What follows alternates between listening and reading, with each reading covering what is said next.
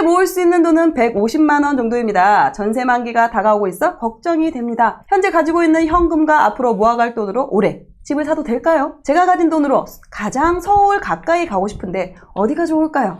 너나이님, 코코드리님, 마지막 희망을 담아 월브닷컴에 사연을 보냅니다. 저희 부부는 1,700만 원 전세로 신혼을 시작했습니다.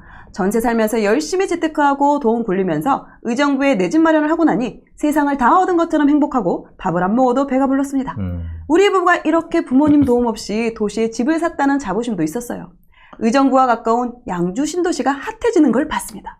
앞으로 집값은 계속 오를 거야 라는 기대로 의정부 집을 팔아 양주 신도시에 50평 집을 분양받았어요. 그리고 얼마 지나지 않아 바로 2008년 금융위기가 찾아왔습니다. 대출이 너무 많은 것이 도미노가 되어 집이 가난해지기 시작했습니다. 가지고 있던 차도 팔고 뚜벅이 신세가 되었고 불행은 불행을 몰고 와 남편은 월급이 끊기는 신세가 되었고 이자, 원금, 생활비 모두 감당할 수 없는 상황이 되자 남편은 친구에게 생활비를 빌렸습니다. 이금융권에까지 대출을 받아 공과금을 내기까지 했습니다. 2008년 여름부터 아이들과 저는 지옥 같은 나날을 보냈습니다. 엄마, 아이스크림, 짜장면 우리도 먹으면 안 돼요? 아이들이 물어보면 혹시나 하는 마음에 장롱 바닥을 큰 자로 득득 긁어도 보고 세탁기 속 바닥에 떨어진 동전은 없는지 지난 겨울 입었던 옷 뒤적여가며 혹시 그 안에서 돈이 있을까 찾아봤던 그런 처절했던 시간들이 여전히 눈을 감아도 장면처럼 떠다닙니다. 이런 상황에서도 남편은 특유의 착함을 잃지 않았습니다. 남편이 일하는 회사 경비 아저씨가 당장 급해서 그러는데 200만 원만 빌려달라고 해서 아내인 저 모르게 대출을 받아서 200을 빌려줬더라고요. 이름도 모르는 그저 건물 관리인 아저씨라는 거 외엔 아무것도 모르는 사이였는데 말이죠. 누군가 어려운 소리를 하면 그냥 듣고 넘기지를 못합니다.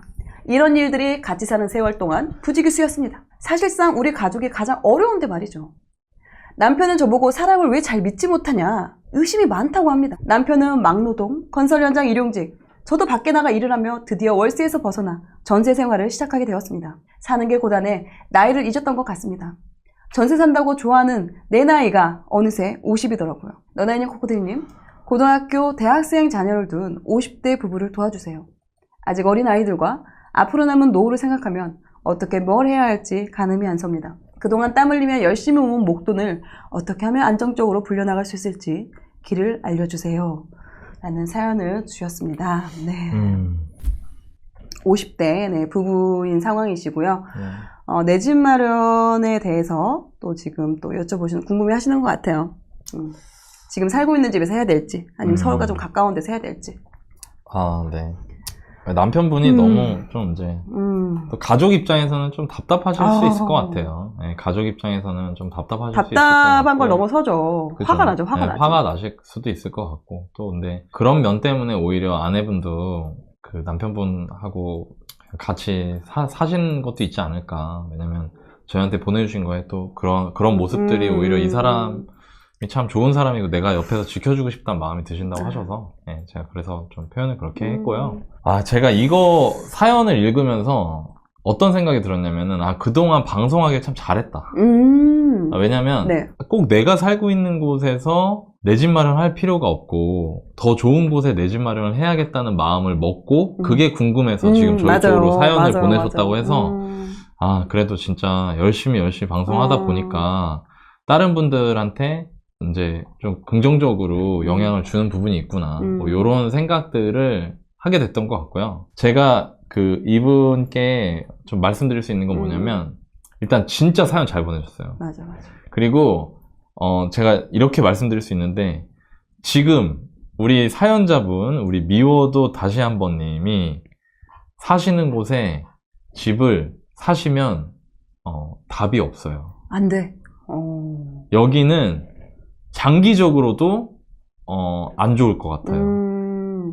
그래서 너무너무 잘 보내셨다는 생각이 든다. 왜냐면 이분은 지금 본인이 살고 계신 지역 나는 여기서 계속 생활을 하기 때문에 여기서 계속 살고 싶으시대요. 그리고 또 편하지. 익숙하지. 그 나이가 이제 50대가 되시다 보니까 어디 벗어나기도 맞아요. 싫고 근데 그래서 거기에 집을 살까 고민을 했는데 제가 예전에 방송에서 꼭 여러분이 사시는데 집을 마련하실 필요는 없습니다 라고 얘기를 했던 게 기억이 나서 보내신 거고 너무 잘 보내셨다는 생각이 든다. 제가 이분한테 말씀을 상황을 좀 정리해 볼게요. 네. 월 소득은 한 560 정도 되세요. 음. 근데 지금 이제 이게 좀 불안한 거죠. 그치. 네, 왜냐면 이제 그 나이가 50대로 접어드셨고, 아이들도 지금 이제 한 명은 대학생이고, 한 명은 또 이제 고등학교 올라간다. 이제 고등학교 올라간다고 하니까, 음. 뭐 대학생 자녀분이야 뭐 앞가림 할 수 있겠죠. 또 고등학생 자녀는 또 돈이 좀 들어가잖아요. 그렇죠. 공부도 하고. 그리고 지금 모아놓으신 돈이 그 월세 생활 청산하면서 금융위기 때 위험한 일을 겪고, 그거 다 수습하고 10년 넘게 돈 모은 게 이제 1억 한 3천 정도 되시는 거예요. 40대에 남한테 사기도 당하고 금융위기도 겪고 하다 보니까 복구하고 나니 50대에 손해진 돈 1억 뭐 조금 더 되는 돈. 이거 가지고 그럼 어떻게 내 집 마련을 접근을 해야 되느냐, 이걸 물어보신 거고요. 제가 해답을 드리겠습니다. 일단 네네. 첫 번째, 어느 지역인 거는 말하기가 좀 그래요. 그렇죠. 왜냐면 제가 그럼 소신 있게 말할 수가 없어요, 여러분. 그러니까 자꾸 어딘지 궁금해하지 마시고 안 돼. 그냥 어딘가 보다 하시면 됩니다, 여러분. 예, 그게 별로 좋지 않아요. 그러니까 쉽게 말하면 이거예요. 우리 사연자분이 지금 전세로 살고 계신 아파트가 있거든요. 네. 이거는 사면 안 되는 아파트예요. 왜냐면 장기적 우상향이 안 될 것 같아요, 여기는. 그 집은 인플레이션을 전혀 먹지 않는 집이다. 인플레이션을 반영하기 어려울 정도일 것 같아요. 왜냐면 일단 수요가 너무 분산되어 있고 이제 쪼개져 있고, 그리고 너무 멀고요. 그리고 동시에 커뮤니티가 없어요. 네, 그냥 띄엄띄엄 그냥 중간중간 도로 중간중간 아파트들이 있고, 요렇기 때문에 사람들이 이제 젊은 사람들이 유입되기가 좀 어려운 곳인 것 같고요. 그래서 저는 이분한테 추천을 해드리고 싶습니다. 네네. 어디를 추천드리느냐? 네. 투자를 하셔야 되고요. 내 집을 사서 전세를 놓고 나는 여전히 내가 편하지만 내 집 마련 하면 안 되는 그 지역에 내가 전세든 월세로 거주를 하면서 동시에 내 집을 사놓는 거예요. 새껴서 사놔라. 새껴서 사놓는 거예요. 네. 그럼 그걸 어디를 봤으면 좋겠나? 네네. 저는 분당을 좀 보셨으면 좋겠다. 분당이요? 너무 비싸지 않아요? 네, 분당을 보셨으면 좋겠고요. 왜 그러냐면 내가 이런 걱정이 돼. 지금 뭐 어딘지는 모르겠지만 대충 얘기 들으니까 느낌적 느낌이 와. 이런 곳들이 좀 있는 것 같아. 막 좀 서울에서 멀리 있는 지역들에. 그래서 나도 이런 비슷한 고민을 하고 있다. 그쵸, 그런 분들이 네. 현실적으로 경기도에서 제일 자산으로서도 값어치가 있는 지역이 어딜까를 아시면 좀 도움이 될 것 같아서 그곳이 바로 저는 분당이라고 생각합니다. 네. 경기도의 왕자. 분당. 그럼 제가 여러분들한테 이렇게 좀 소개를 해드릴 수 있겠죠. 여러분들이 이 말씀을 들었을 때 딱 그런 생각이 드실 겁니다. 지금 가지고 있는 돈이 얼마 없는데. 분당이 지금 얼마인데 무슨 분당 타령이야. 너 나이야. 정신 차려! 뭔 소리 하는 거야? 자, 제가 여러분들한테 일단 첫 번째, 지금 당장 사시라는 게 아니에요. 네. 저는 이렇게 말씀드리고 싶습니다. 2020년대 안에 분당에 1억 3천으로 집을 하나 혹은 두 개를 살 수 있는 시기는 반드시 온다. 반드시? 2020년대에. 그럼 우리 사연자분 이제 50대니까 50대 때 노후 준비하시고 60대 이후부터 그 집으로 이제 잘 활용하시면 되잖아요. 자, 그러면 여러분들한테 이제부터 제가 분당 지역 분석 들어갑니다. 분당입니다. 분당은 여기 보면요. 좀 이렇게 볼까요? 이 도시의 역사를 한번 같이 봅시다. 위성 뷰. 자, 여기가 서울이에요. 서울이고, 서울은 분지 지형이고요. 이 왼쪽, 인천 쪽이 터져 있습니다. 이렇게. 이렇게 북쪽, 동쪽, 남쪽은 다 산들로 둘러싸여 있어요. 네. 그래서 이제 인천이 항구고요. 이걸 통해서 물류가 여기 산이 많지 않기 때문에 이걸 통해서 이렇게 들락날락하고, 인천은 물류를 하는 곳, 수출을 많이 하는 우리나라에서 굉장히 중요한 역할을 하기 때문에 이 인천에 가까운 곳에 생산기반 시설이 처음에 마련이 많이 됐었습니다. 그래서 이쪽에 이제 우리가 흔히 말하는 옛날 구로공단, 구로 가산 디지털 단지, 이게 구로공단이었잖아요. 네네네. 그리고 이 안양천이 여기 이쪽으로 지나가는데 여기는 용수를 통해서 여기서 이제 뭔가를 많이 생산을 하고 일로 이렇게 내다 파는 이런 식으로 국토 개발이 됐었고, 네네. 사실 옛날 이 강남은 그냥 논밭이었어요. 그렇죠. 예, 왜냐면 머니까 인천에서 여기다 공장을 먼저 지었죠. 그랬다가 이쪽 개발이 되고 상대적으로 이렇게 쫙 반을 가르면 이 서쪽하고 동쪽의 느낌이 좀 다른데 동쪽은 훨씬 더 약간 어떤 쾌적한 느낌이 들어요. 왜냐면 사람들이 여기는 살기 좋아하는 자연보호구역 같은데, 뭐 상수원 보호구역 이런 걸로 지정도 많이 돼 있고. 자, 그러다가 서울이 너무 커져서 사람이 미어 터지고 집값이 너무 올라가니까 노태우 대통령이 이렇게 얘기를 합니다. 집 좀 더 지어야겠다. 이렇게 집값 올라가니까 민심이 안 좋아. 집 좀 더 짓자. 각하, 서울에는 집을 지을 데가 없습니다. 그러면 서울에 들어오기 편한 땅이 좀 평평한 데 좀 찾아봐. 그래갖고 찾은 게 일산, 부천, 삼본, 평촌, 분당. 일기 신도시입니다. 네네. 그 중에 하나가 이 분당 쪽입니다. 자, 여기는 당연히 일기 신도 중에 강남이 제일 가깝고요. 주변이 다 산으로 둘러싸여 있고, 여기는 평지였어요. 여기 성남시 분당구 보이시죠? 네. 요지. 여기서 강남까지 지척입니다, 지척. 차 타고 가면은, 고속가도로 타고 가면 안 막힐 때는 한 30분이면 갑니다. 자, 들어가 볼게요. 그리고 나서, 여기가 개발이 되고 나서, 이때 당시 신도시 개발이 되고 나서 신도시들이 얼마나 잘 지었겠어. 그때 당시에. 계획도시로 아주. 계획도시로. 그러니까 뭔 말이 나왔냐. 이곳은 어딘가요? 여기는 천당 아래 분당입니다. 미안합니다. 천당 아래 분당 소리가 나왔어요. 진짜로. 드라마에 나오죠. 천당 아래 분당 소리가 나왔습니다. 그 정도로 살기 좋다는 얘기를 들었다. 자, 여기가 이제 들어오면 분당구고요. 분당은 크게 두 개로 나눌 수가 있습니다. 네. 여기가 판교입니다. 이쪽이. 그리고 요 천을, 이 탄천을 경계로 이 왼쪽이 판교고요. 이 오른쪽이 우리가 흔히 말하는 분당입니다. 판교는 2기 신도시로 2000년대 중반에 입주한 아파트들이 많고요. 여기는 1990년대 초반에 입주한 아파트들이 많아요. 판교는 또 요쪽 동판교, 그리고 이쪽 서판교로 나눠지고, 서판교는 조금 더 좀 높이도 낮고, 가보시면 약간 자연 친화적인 빌라 같은 느낌을 주는 그런 아파트들이 있고요. 여기 동판교는 뭐 으리으리해졌죠. 왜냐면 여기 이제 우리나라 IT 공룡들이 여기 다 자리하고 있기 때문에. 분당은 맨 위에 야탑, 가려 내려오면 임해동. 야탑동은 터미널 같은 게 있고요. 조금 어수선한 분위기가 있습니다. 여기 이제 나이트도 있고. 그렇지만 좋아요. 분당이고. 내려오면 임해동. 임해동은 분당의 선비들이 사는 곳. 왜냐면 여기에는 유해시설 같은 게 하나도 없고요. 정말 조용합니다. 근데 또 반대로 좀 심심하다고 하시는 분도 있고요. 그 아래로 내려오면 이제 서현동. 여기가 이제 시범단지가 있고, 그리고 그 아래쪽으로 내려오면 순회동. 이 서현, 순회가 분당 학군의 이제 중심지. 그리고 여전히 최고 수요를 자랑하는 곳들이고요. 그 뒤쪽으로 넘어가면 분당동이 있고, 그 옆에 이제 정자동. 정자동은 약간 이렇게 생각하시면 될 것 같아요. 서현동, 순회동은 강남으로 치면은 대치동 같은 느낌이고요. 정자동은 약간 청담동 같은 느낌. 네, 여기는 약간 이제 예쁜 카페 막 그런 데도 있고, 그다음에 여기가 좀 더 번화해요. 그리고 조금 더 아래쪽으로 내려오면 이제 미금 쪽, 금곡동 쪽이 있고요. 여기 네이버가 있고, 여기 아래로 내려오면 이제 분당의 마지막. 구미동이 있습니다. 자, 그러면 이렇게 대충 봤죠? 그럼 이거를 봤을 때 지금 집값이 제일 비싼 데가 사람들이 어떤 데다? 사람들이 제일 좋아하는 데다. 그럼 집값의 레벨 정도를 우리 한번 확인해 볼까요? 네. 짠. 자, 이렇게 하면 제가 30평대 기준으로만 이렇게 필터를 걸어 놨습니다.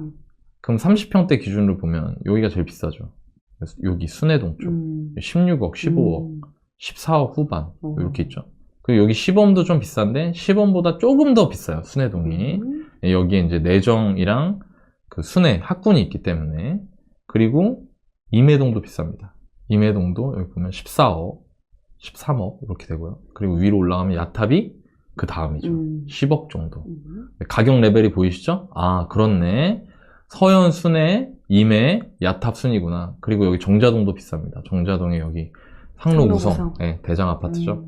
요 정자동, 순회동, 서현동이 15억 가량. 근데 사실 이거 호가 기준이고요. 여기서 거래되는 가격은 이렇게 필터 걸면은 호가 기준으로 뜨는데 거래되는 가격은 한 2억, 3억 정도 뺏어 보시는 게 맞는 것 같고요. 최저가 기준으로 보신다고 하면. 그러면 2억에서 15억 사이 정도 된다. 분당에 전용 84, 방세개 화장실 2개짜리 30평대 아파트의 현재 시세는. 그리고 거기서 한 2억 정도, 1억, 2억 정도 이렇게 내려간다고 보시면 됩니다. 위아래로 올라가고 내려가면서. 네. 시세가. 대충 느낌이 오세요? 자, 그러면 여기서 여러분들이 그런 생각이 드실 겁니다. 너나이님 얘기해주는 거 너무 잘 들었습니다. 아, 10억 정도 하는군요. 네? 이빨 꽉 깨물고 10억 정도 하는군요. 이거를 1억 3천 가지고 뭐? 살 수 있다며. 살 수 있다고? 뭐 장난해요 지금 나랑? 기회 온다며. 지금 너나이는 지금 나 놀려요? 자, 한번 보여드려요? 제가 이런 말을 왜 증거를 하는지 보여주세요. 증거를 제가 보여주세요. 보여드리겠습니다. 네네네. 증거를 보여줘. 자, 보여드릴게요. 우리는 뭐 뭔가 객관적인 증거가 필요해. 보여드릴게요. 자, 이걸로 보면 좀 불편하니까. 내 표시를 안 믿어. 아실. 자, PD님. 아실? 자, 아실 한번 켜봅시다. 자, 이 아실을 보는 이유는 과거에 2000년대 초중반부터 지금까지의 아파트 매매 전세 시장을 같이 볼 수 있기 때문입니다. 네. 자, 경기도. 경기도의 왕자는 어디? 분당구. 자. 볼까요? 어떤 거 볼까요? 좀 좋은 거 한번 봐볼까요? 좋은 거 봐요. 순회동? 너무 좋나? 순회동도 있었어요. 여기가 북향으로 분당 중앙공원 그 봄이면 벚꽃, 가을이면 단풍 싹 보이고 여기 서당초학군입니다. 아 당촌초학군, 당촌초 순회중 이렇게 여기도 좀 괜찮고요. 서현 순회보다는 좀 접근성이 여기 떨어져서 가격은 좀 싸지만 학군이나 이런 걸로 살기에는 너무 좋다. 네. 얘가 얼마였을까? 도대체 얘를 얼마 가지고 살 수 있었을까? 한번 볼게요. 오, 저렇게 지금 매매 전세가 붙어 있는 자, 여기 시기가 보세요. 있었네요. 여기 매매가 전세가 붙어 있는 거 보십시오. 자, 볼까요? 2016년 정도죠. 들어가서 얼마나 붙어 있었나 봅시다. 한 5천만 원 정도? 6천. 여기도 한 6천만 원. 아까 얼마? 1억 3천. 그러면 만약에 이때 당시 돌아갔으면 2개 살 수 있었겠죠? 자, 그럼 보세요, 여러분들. 아니, 너나님. 아니, 지금은 아니잖아요. 지금은 이게 지금 장난해요, 지금 나랑. 그리고 이게 이렇게 다시 된다, 어떻게 알아요? 너나님이. 예? 그럼 이거를 내가 한번 보여줄게요. 자, 보세요, 여러분. 잘 보세요. 자, 지난번에 상단 쳤을 때 6억까지 갔단 말이에요. 네. 그땐 전세 실거래 신고가 없었어요. 근데 전세가 어땠을까요, 이때? 얼마 정도 했을까요? 2억 넘었을까요, 안 넘었을까요? 안 넘었을 것 같아. 그 전세 1억 중후반대였단 말이에요. 근데 매매가 6억이었다고요. 그럼 전세가가 도대체 매매가 대비 몇 프로인 거예요? 30%도 안 됐다는 얘기 아니에요? 그랬네요. 그죠? 근데 이 차이가 어떻게 된 거예요? 시간이 지나면서. 좁아진 거죠. 좁아졌잖아요. 이거는 그러지 말란 법 있어요? 심지어 이때보다 지금이 현재가 집값 하락 속도가 더 빨라요. 너나이님 요렇게밖에 안 떨어졌는데요? 그 다음에 거래 없죠? 그렇죠. 거래 없다는 얘기는 뭐다? 안 사니까 없는 거예요. 그럼 이게 시간이 지나면서 이게 이렇게 매매하고 전세가 이렇게 달라붙을 수 있다 이겁니다. 이해되시나요? 네네. 그리고 이걸 뭐라고 하냐면 사이클이라고 하는 겁니다. 이거를 매매가와 전세가의 움직임이 서로 달라지는. 그럼 너나님 왜 매매가는 떨어지는데 전세가는 올라가요? 그거는 주택은 필수제이기도 하기 때문입니다. 여러분들이 매매를 하지 않는다고 해서 즉 바이하지 않는다고 해서 리브하지 않을 수 없는 것처럼 매매하지 않으면 다 사람들이 뭘 할까요? 전월세를 하겠죠? 그렇죠. 지금은 월세로 가죠. 전세값이 떨어져도 월세로 가. 왜? 금리가 높아졌고 동시에 월세가 전세금리보다 훨씬 유리했으니까. 근데 시장 논리라는 건 여러분 굉장히 기가 막힙니다. 보이지 않는 손 아시죠? 사람들이 월세로 몰리기 때문에 월세가 올라와요. 월세가 올라가면 이제 어떻게 되냐면 전세값이 떨어졌어. 전세 대출을 받아야 되는 규모가 적어졌어. 근데 월세는 이미 올라왔어. 그러니까 금리가 높아졌어도 이제 전세가 더 유리한 시기가 올 수 있어요. 저는 그게 머지않아 올 수 있다고 생각합니다. 그럼 사람들 다시 전세로 몰려요. 그럼 전세가 올라가겠죠? 그렇죠. 그런데 여전히 사람들 매매한다, 안 한다? 안 한다. 안 한다. 심리가 죽었으니까. 그럼 붙겠지. 그겁니다. 단, 저는 무당이 아니기 때문에 그 시기가 언제 올지는 모르겠습니다. 그렇지만 50세가 되신 사연자분께서 노후 준비를 할 수 있는 앞으로 50대 10년의 기간 동안에 절호의 기회가 올 거라 생각합니다. 자, 그러면 이제 아시겠죠? 이게 될 수 있다. 그러면 이제부터 우리 사연자분이 하셔야 될 거, 그거를 전화통화를 해서 설명을 한번 드려보겠습니다. 네, 안녕하세요. 네, 안녕하세요. 네, 지금 방송 들으셨죠? 아, 네, 코코님이세요? 네네, 코코드립니다. 어머, 네. 제가 제 소개를 안 했네요. 죄송합니다. 감사합니다. 이렇게 선택해주셔서. 네, 지금 혹시 네. 방송 보고 계셨죠? 예, 계속 보다가, 전화 받았어요. 네, 어머, 우리 분당 갈 수 있대요. 어머, 웬일이야. 근데 정말, 그게 현실적으로 될 수 있을지, 진짜. 될 수 있죠, 당연히. 그럼요. 충분히 될 수 있죠. 혹시 뭐 더 추가로 더 물어보고 싶으신 거 있으세요? 저는 진짜 지금 네. 아까 전 말씀드렸다시피 저희가 이제 50대가 넘어가잖아요. 네네. 그래서 저는 아까 이제 너냐이님 언제쯤이라 그거는 확실히 말을 해줄 수 없다 이런 말씀을 하셨는데 지금 집값이 한참 하락하고 있잖아요. 네. 근데 저희 남편은 오히려 내년까지 더 기다려보자. 근데 저는 이제 올해 10월에 전세가 끝나니까 이제 올해 움직여야 되지 않나 이런 생각도 들고 그런데 아까 말씀하셨던 대로 정말 분당이라 이런 데 되면은 할 수만 있으면은 하고 저희가 다시 전세를 살아야 되잖아요. 그렇죠. 그러니까 사야 하는 시점도 되게 궁금하고. 자, 제가 말씀드릴게요. 언제쯤인 거는 몰라요. 자, 이게 되게 중요한 거예요. 그러니까 뭐냐면 우리 사연자분 같은 질문을 너무 많이 받아서 그치. 네. 맞아요. 근데 이렇기 때문에 누군가가 언제가 될 거다라고 얘기하는 거에 사람들이 혹하는 거예요. 네네. 그런 건 없어요. 그런 걸 알 수 있는 사람이 있다면은 그 사람이 방송하고 있을 게 아니잖아요. 그렇지 않아요? 그죠? 그쵸. 그러니까 중요한 거는 뭐냐면요. 그러면서 동시에 이해도 돼요. 왜? 저는 이거를 엄청나게 되게 연구를 많이 하고 발품 팔고 제가 검증하고 하면서 이런 사실들을 깨닫게 됐지만 일반 사람들이 저처럼 할 수 없다는 것도 알아요.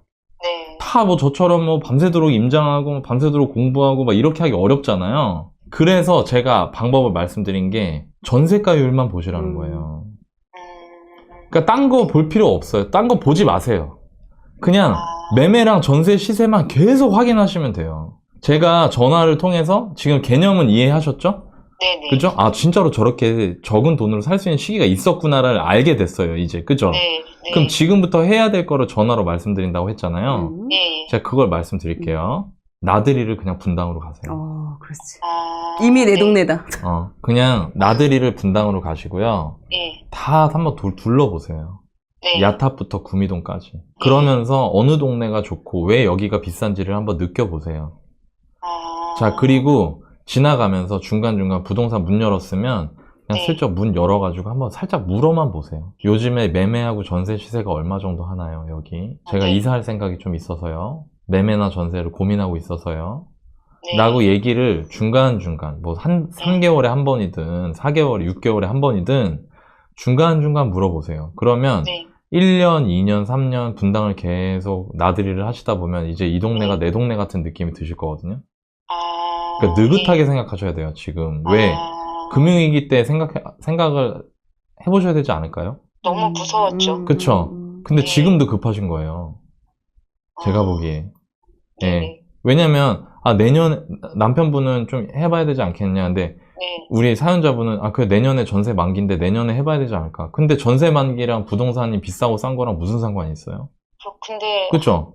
이사를 너무 많이 다니다 보니까 힘이 들어서. 그쵸. 근데 그렇지만 돈을 잃는 건 더 큰 힘든 일이잖아요. 맞아요. 그러니까 지금은 선택을 하셔야 되는 거예요. 그러니까 쭉 나들이를 하세요. 나들이를 하면 틈날 때마다 그렇게 나들이 하면서 물어보세요. 중간중간. 사장님, 여기 이 아파트는 지금 매매는 얼마나 하고 전세는 얼마나 하나요?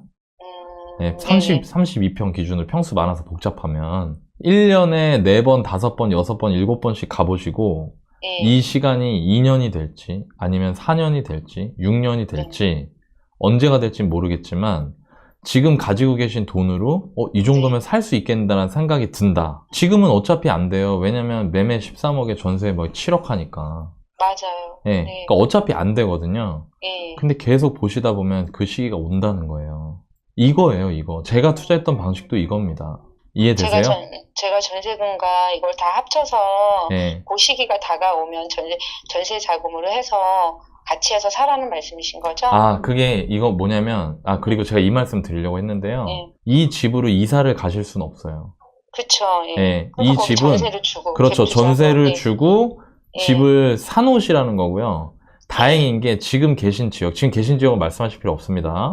자, 지금 계신 지역에 거주가 편하시다고 했잖아요. 네, 그 직장을 다 거기서 다니니까. 그러면 오히려 거기서는 그냥 전세 사시면서 네. 좋은 지역에 내 집을 하나 마련해 두시라 이거예요.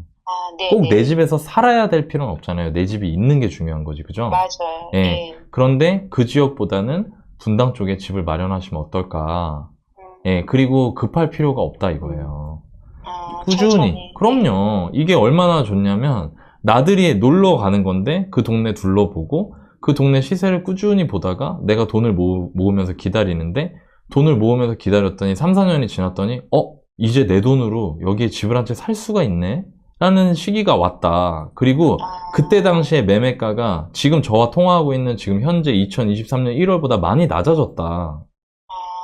그러면은 그때가 기회인 거죠. 저는 정말로요, 일반적인 분들이 이해하실 수 있는 가장 쉬운 수준으로 설명하고 있어요, 지금 제가. 네, 무슨 말씀인지 알겠어요. 예, 무슨 말씀인지 아시겠죠? 급하실 네, 필요 네. 전혀 없고요. 급하시면 위험해요, 지금은 오히려. 지금 그 양주 쪽에 그 내 집 마련 하셨다가 그거 복구하는데 몇 년 걸리신 거예요?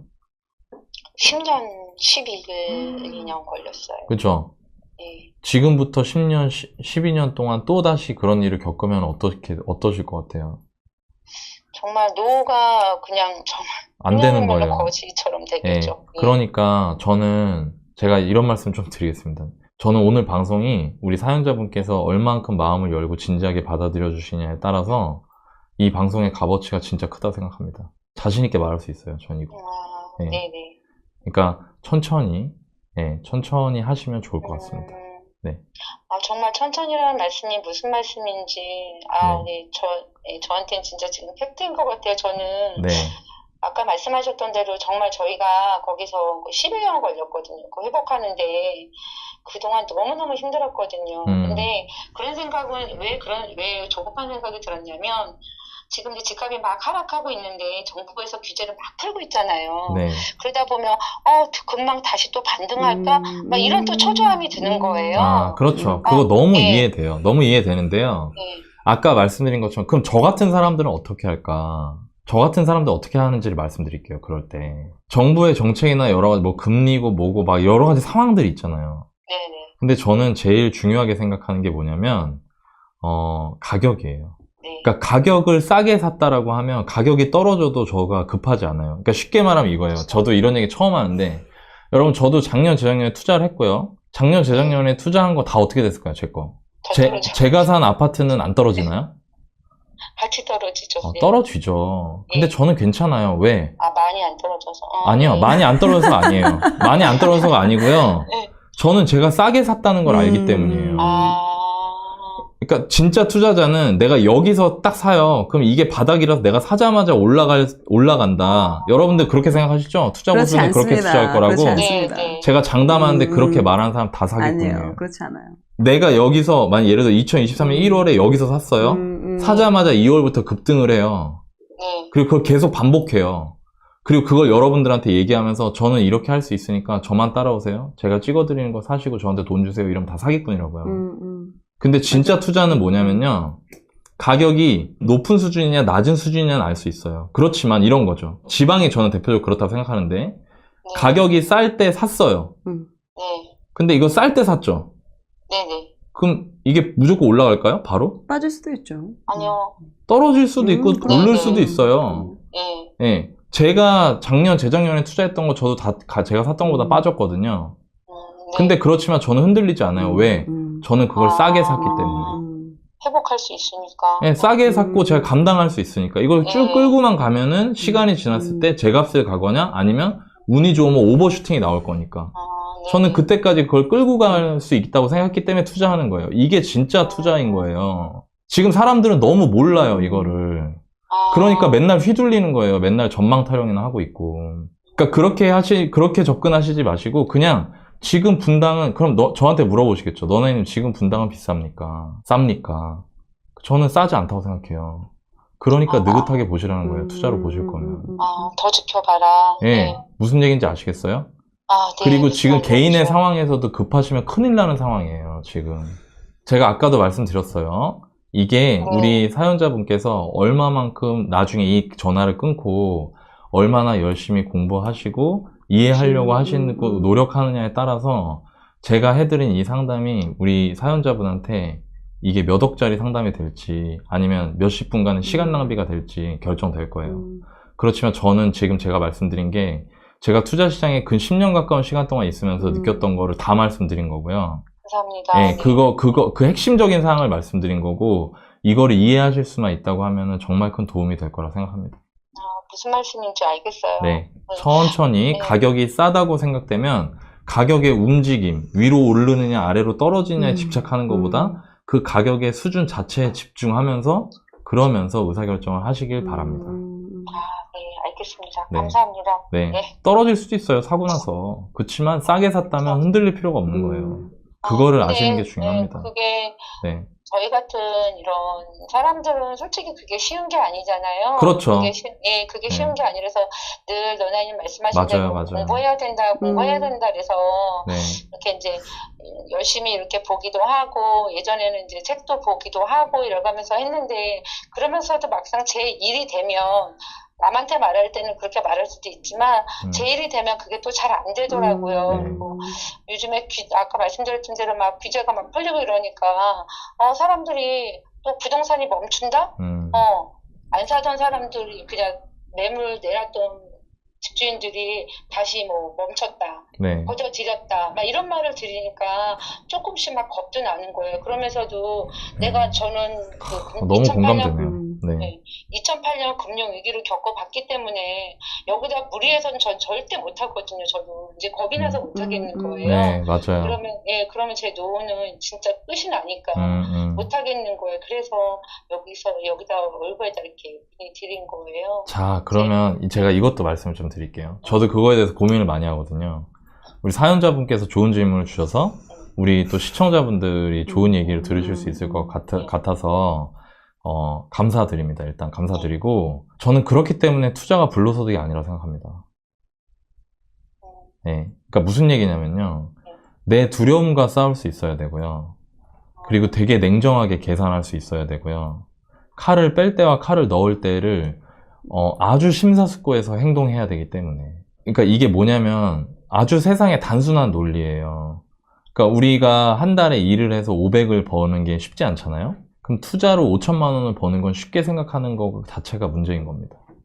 아까 얘기하셨잖아요. 우리 같은 사람들은 이런 게 행동하는 게 쉽지가 않다. 네. 근데 엄연한 사실은 뭐냐면 그게 쉽든 쉽지 않든 간에 그걸 하지 못하면 투자로 실패할 수밖에 없다는 거예요. 네네. 그래서 그거는 우리 사연자분께서 조금 더 적극적으로 노력해 주셨으면 좋겠다. 제가 지금 드릴 수 있는 당부는 그거인 것 같아요. 네. 그러니까 어려워요. 어렵다는 거 저도 알고 있고, 그렇지만 그럼에도 불구하고 내 노후 준비를 성공적으로 하기 위해서는 그거를 그 산을 반드시 넘으셔야 되고요. 그러기 위해서는 지속적으로 공부하시고 매일매일 찾아보시고 더 지금보다 더 집중력을 높이셔야 돼요. 이 분야에 대해서. 제가 그걸 당부드리고 싶고, 제가 사실 힘들어요. 방송이 이게 어렵습니다. 지금 저도 그러니까 지금 육체적으로도 되게 힘든 상황인데, 그럼에도 불구하고 제가 이렇게 힘을 낼 수 있는 건 제가 하는 일이 여러분들한테 가치 있는 일이라는 거를 저는 의심하지 않기 때문이에요. 그 오랜 기간을 두시고 편안하게 내가 돈 버는 소풍을 나간다 생각하시고, 조급하지 않은 마음으로 그렇게 보시다가 좋은 기회가 왔을 때 행동하셔서 성공적으로 노후 준비하셨으면 좋겠고요. 항상 건강하셨으면 좋겠습니다. 감사합니다. 방향을 좀 잡아주셔서 너무 감사합니다. 새벽 6시 30분에 출근을 합니다. 남편이 건강이 좋지 않아서 한 살이 더 젊을 때 경제적으로 제가 더 준비해야 한다는 그 악바리 근성으로 하루하루 살아가고 있습니다. 공무원 연금은 갈수록 줄어들고 정년까지 일을 못할 것 같아 너무 암담합니다. 너나님 코코드리님, 제발 저희 부부를 도와주세요. 노후 준비가 너무 불안합니다. 공무원 부부에 아이는 셋, 제가 짊어져야 할 것들이 너무 많습니다. 당연히 월급 300으로 내 집 마련은 못할 줄 알았는데 다행히 청약에 당첨되었고 그 순간은 정말 꿈 같았습니다. 하지만 주변에서 모두 별로라고 지금이라도 팔라고 하네요. 당첨되고 나서야 앞으로 거주하게 될 집을 처음 가봤습니다. 이러면 안 됐던 거였는데 막상 가보니 신호등 하나 없는 공사장판, 아이들이 학교에 가는 모습을 상상하니 아찔했습니다. 제가 좀 예민한 편은 맞는 것 같습니다. 하지만 남편이 고생한 세월을 생각하니 더 곤두서게 됩니다. 남편은 교통사고로 장애를 얻었습니다. 둘 다 임용에 어렵게 붙고 학교에서 남편을 만났어요. 남편은 장애인에 저보다 9살이나 많았지만 열심히 살아가는 모습에 제가 먼저 반했습니다. 제가 남편과 결혼한다고 하니까 너도 장애가 있는 거야? 저에게 장애가 있냐고까지 묻는 사람도 있었습니다. 남편과 아이 셋을 낳고 살면서 제가 한 선택에 책임지기 위해 최선을 다했습니다. 하지만 현실은 만만치가 않더라고요. 셋째가 첫돌이 되기 전 남편은 췌장을 절제하는 큰 수술을 하게 됐습니다. 그 후 전 늘 불안합니다. 그래서 더 지금 조바심이 나는 것 같습니다. 절약만 하면서 살아온 제가 너무 한심해서 월급 적은 나도 먹고 사는 문제를 떠나 자유를 얻고 싶었어요. 그렇게 유튜브를 보다 우연히 월부를 알게 되었습니다. 친정엄마한테 너처럼 이렇게 사는 사람이 어디 있냐? 말을 들으면서 지금까지 차도 사지 않고 있습니다. 하지만 아이가 셋이다 보니 고정지출도 크고 종잣돈을 모으는 것도 한계가 있는 것 같습니다. 투자를 생각해서 제가 살고 있는 지역을 보고 있지만 투자가 가능한 곳이 없는 것 같습니다. 지방에 살다 보니 서울로는 영영 진입할 수 없을 것 같고 현실적으로 어느 지역을 봐야 할지 모르겠습니다. 작년에 아이들과 난생 처음 여행을 다녀왔습니다. 평소에 여행을 간 적이 없어 아이들이 참 좋아하더라고요. 그때의 미소만 생각하면 저절로 힘이 납니다. 행동하지 않으면 변하지 않는다는 거 잘 압니다. 제가 가지고 있는 유일한 이 집을 팔아야 할까요? 어떤 선택을 해야 우리 가족이 잘 살 수 있을까요? 너나이님 코코드님 힘이 되는 아내, 믿을 수 있는 엄마가 되고 싶습니다. 고이절보에서 저를 한 번만 도와주십시오. 지금 이런 사연에 재테크 고민 첫 번째 고민은요. 지금 청약에 당첨된 아파트 팔아야 될지, 그리고 판다면 역세권 대단지로 갈지, 아니면 계속해서 보유를 해 나갈지 고민을 적어주셨고요. 또 지금 같은 하락장에서 그럴 만한 가치가 있는지도 여쭤보셨습니다. 그리고 두 번째 질문은요. 지금 어떻게 공부를 해야 할까요? 절대적인 시간이 부족하더라도 기회가 오고 있는 것 같아서 도전하고 싶습니다. 돈 모으는 게 우선일까요? 제가 너무 섣부르게 행동하고 있는 걸까요? 아무래도 이제 아이가 셋이다 보니까, 그리고 또 이제 남편분께서도 약간 장애가 있다 보니까 케어하고 이런, 그리고 직장도 다니면서 그 상황에서 또 공부까지 해 나간다는 게 또 만만치 않은 부분이 있을 것 같습니다. 일단 좀 정리해보면은, 네. 그 남편분하고요. 그 다음에 아이 셋. 아이들이 이제 초등학교 혹은 초등학교 갈 무렵 정도 되는 아이 3명이 있으신 5인 가족의 그 어머니, 엄마예요. 월 700만 원 정도 소득이 있으신 것 같아요. 두 분이 합쳐서. 네. 그리고 이분들이 사시는 곳은 이제 지방이에요. 지방인데 도시까지는 좀 말씀을 드려야 될 것 같아서 부산입니다. 네. 부산. 맞습니다. 자, 부산인데 그 부산에 신축 분양을 받으셔가지고 이제 입주를 앞두고 있는데 이거를 전매 제한이 풀려가지고 네네. 이거를 좀 팔아야 되나 고민을 하다가 또 가보셨는데, 근데 사실 가면 당연히 지금 공사하고 있으니까 하고 있으니까 어수선하지. 어수선하거든요. 근데 이게 이제 내가 마음이 움직여버리면은 그런 게 다 안 좋아 보이거든. 또 이미 또 그래갖고 선입견이 생겼어. 주변에서 막 안 좋다고 하니까. 근데 결혼하고 10년이 넘는 시간 동안 정말 알뜰살뜰 돈을 정말 쥐어짜듯이 모으셨어요, 이분이.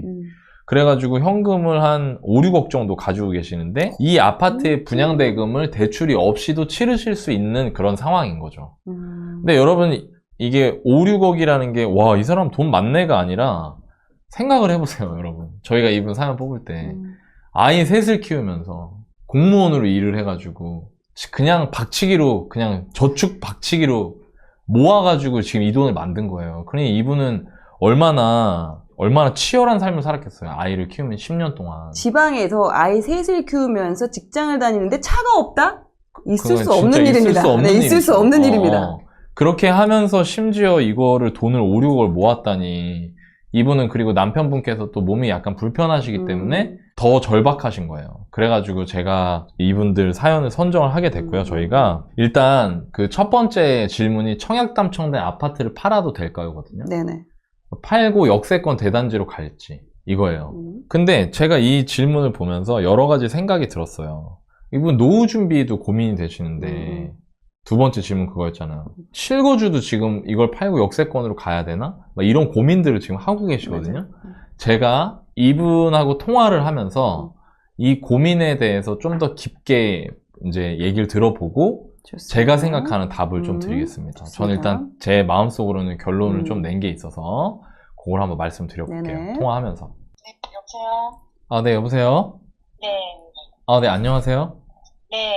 네, 별님, 긴장하셨나요? 네, 7시부터 네. 기다리면서 혼날 것 같아가지고.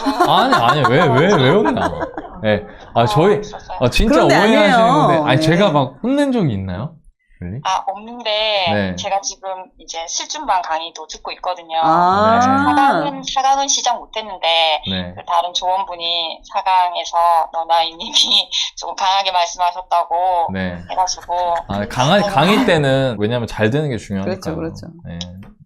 뭐 사람들이, 제가 제일 듣기 싫은 말 중에 하나가, 뭐, 백날 첫날 같이 울고 공감만 하고 정작 도움되는 거 없다, 이런 말 듣고 싶진 않아요, 저는. 네. 그래서 그러니까 그게 중요하니까 그 강의를 들으시면 내용이 많이 해결이 되긴 할 텐데 일단 제가 지금 요 건에 대해서는 좀 말씀을 드릴게요. 자, 일단 보세요. 우리 별님은 노후 준비가 중요하다고 생각하세요? 아니면은 지금 이 아파트를 어떻게 처분할지가 중요하다고 생각하세요? 노후 준비가 중요합니다. 노후 준비가 본인한테 더 우선순위에 있으세요? 네. 오케이, 좋아요. 그러면 사실 보세요. 그러면 사실 답이 나와요. 뭐냐면 예를 들어서 지금 이거 분양가 5억 중후반대였잖아요. 네. 이것저것 합치면 이제 거의 6억 가까이 되죠? 네. 일반적인 사람들은요, 만약에 일반 투자 공부를 안 하고 뭐 강의도 안 들어보고 이렇게 감이 없는 분, 만약에 우리 별님께서 그런 상태였다고 하면 그냥 대출이 무섭고 싫어서 내가 가지고 있는 돈으로 이거 분양 잔금을 치르고 들어가는 선택을 할 거예요. 일반적인 사람들은. 그렇지 않을까요? 근데 그렇게 되면은 그때부터는 내가 돈이 있어요, 없어요? 없어요. 그러면 투자를 하려면 어떻게 해야 되죠? 종잣돈이 있어야 되니까. 또 모아야 되잖아요. 네. 그죠? 네. 그러니까 이게 일반적인 사람들의 관점이에요. 그런데 만약에요, 여기 말고 뭐 미남역이나 뭐 다른 데 있는 신축 아파트들은 더 비싸잖아요, 가격이. 네. 그러면 내가 가진 돈으로도 안 되니까 대출을 일으키셔야 될 거란 말이에요. 그러면은 어떻게 노후 준비하실 거예요, 별님? 어떤 돈으로 투자하실 거예요? 그러면 시스템을 구축하는 건 안 되겠죠. 그쵸? 쉽지 않겠죠? 네. 그쵸? 그렇기 때문에 이거는 그 의사결정은 아예 그냥 안 맞는 거예요. 그러니까 무슨 얘기냐면 실거주에 중요한 가치를 두고 있다라고 하면 저는 지금이 이 아파트 팔고 더 좋은데 더 대단지로 가시는 게 맞다고 생각해요, 오히려. 왜냐면 가격 차이가 사실 지금 뭐 2억이 채 안 나는데 네. 평수도 그렇고 단지도 그렇고 훨씬 좋잖아요. 그쵸. 네. 그러면은 갈아타는 게 맞는 거거든요. 네. 무슨 말인지 아시죠? 네. 지금 분양받으신 거가 입지도 좀 더 떨어지는데 평수도 더 작은데 얘는 6억이고 내가 가려고 하는 데는 입지도 더 좋고 평수도 더 큰데 8억인 거잖아요. 걔도 신축인데. 그럼 당연히 제가 항상 강조하는 하락장에서 갈아타기에 제일 좋은 타이밍인 거예요, 이게. 그런데 그거는 실거주. 그러니까 우리 아이 키우고 나는 미래는 난 모르겠고 일단 내가 좋은 집에서 분양받고 했으니까 여기서 잘 살고 잘 지내고 이게 중요하신 분들이 그 의사결정을 하시는 거고요. 내가 만약에 노후 준비를 해보겠다. 왜냐면 우리 집에 특수한 상황이 있으니까 미리 준비하고 싶다라고 하시는 분한테는 그러면 그거는 안 맞는 의사결정이라는 거예요. 돈을 다 깔고 앉는 걸 넘어서서 대출까지 내야 되기 때문에. 네. 이해되세요? 네. 별님 뭐 이렇게 제가 뭐 화나신 건 아니죠? 아니요. 지금 알지? 긴장하고 있는 거야. 알아. 긴장해가지고. 내 경상도 친구도 있어가지고 알아. 네, 아는데 그냥 혹시나 보시는 분들이 오해하실까봐. 네. 아니, 그렇게는 안 하셔도 돼요. 이건 아닌 것 같아요. 근데 그냥 편안하게, 아닌 것만 확인하면 되니까. 자, 그러면 보세요. 노후 준비를 해야 된다고 쳐요. 그러면요, 오히려요, 별님이 하셔야 될 건 이거예요. 대출을 내서 분양받으신 아파트에 입주하셔야 돼요, 오히려. 왜 그럴까요? 종잣돈을 만들어야 되잖아요. 대출 더 내면 안 되지. 무슨 얘기인지 아세요? 네. 지금 6억 있는데 이 분양 받은 거 6억이라고 오케이 알았어요 너나님 그러면 대출 안 내고요 그냥 제가 분양 받은 지 층도 마음에 안 들고 약간 마음에 안 드는 게 있지만 그래도 신축 아파트고 하니까 저 여기에 그냥 들어갈게요 가 아니에요. 그것도 아닌 거예요. 왜? 그러면 또 돈을 다시 처음부터 다 모아야 되잖아요. 그러면 예를 들면 이 6억짜리 분양 받은 집에 2억 정도 대출을 낸다고 쳐요. 그럼 내 돈 2억이 남겠죠. 그죠? 그럼 그 2억을 가지고 투자를 할 생각을 하셔야 되고요. 제가 방향을 말씀드릴게요. 어떤 투자를 하셔야 되는지. 아까 사연에서 서울이나 이런 데는 나는 모르겠고 언감생심 이건 꿈도 안 꾼다 이런 말이 있어서 제가 되게 마음이 아팠는데 그 2억을 꽉 움켜쥐고 거기에다 돈을 대출을 갚으면서 물론 모을 수 있는 돈은 줄어들겠지만 매년 2, 3천씩을 더 모아보세요. 그리고 3년 정도를 보세요. 계속 서울로만 다니세요. 임장을. 다른 데 가지 말고. 다른 데 무슨 인근의 작은 도시 이런 데 가지 마시고요. 그냥 서울로만 가시는 거예요, 임장을. 이해되세요? 무슨 말인지? 왜 그럴까요? 왜 제가 이렇게 얘기하는 것 같으세요? 서울이 더 가치가 있잖아요, 서울이 더.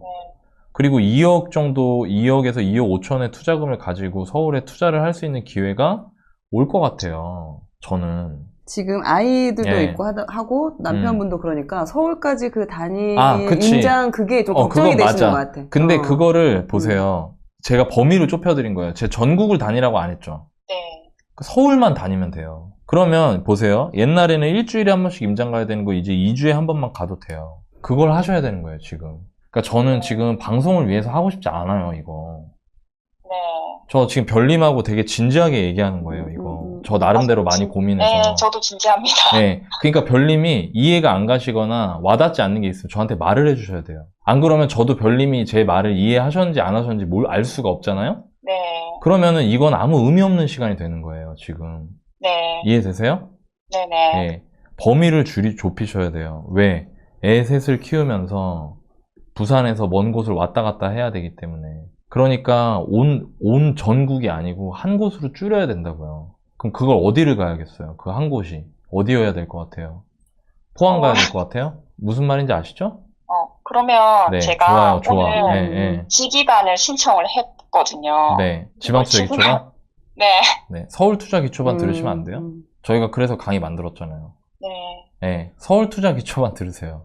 지금 이런 거예요. 별님이 준비가 안 되어 있기 때문에 제가 이런 얘기를 할 때 별다른 다른 질문이 잘 떠오르지 않으시죠? 네, 그냥 그쵸? 서울을 말씀하시니까 네. 머리가 좀 하얘지고. 놀라죠? 네. 네. 근데 왜냐면 그거는 이런 거예요. 저는 알고 있지만 별님은 모르고 있기 때문이에요. 예를 들어서 어떤 엄마가 새댁이 애기 가졌어요. 그 애기 가져가지고 애기 키우는 거에 대해서 고민을 막 얘기를 해요. 근데 본인이 생각하고 있는 애 키우는 뭔가가 있을 거 아니에요. 근데 별님은 아이 셋을 키워보셨잖아요. 그 얘기를 해줬는데 그 사람이 그거에 대해서 전혀 공감을 못하고 이해를 못해요. 네.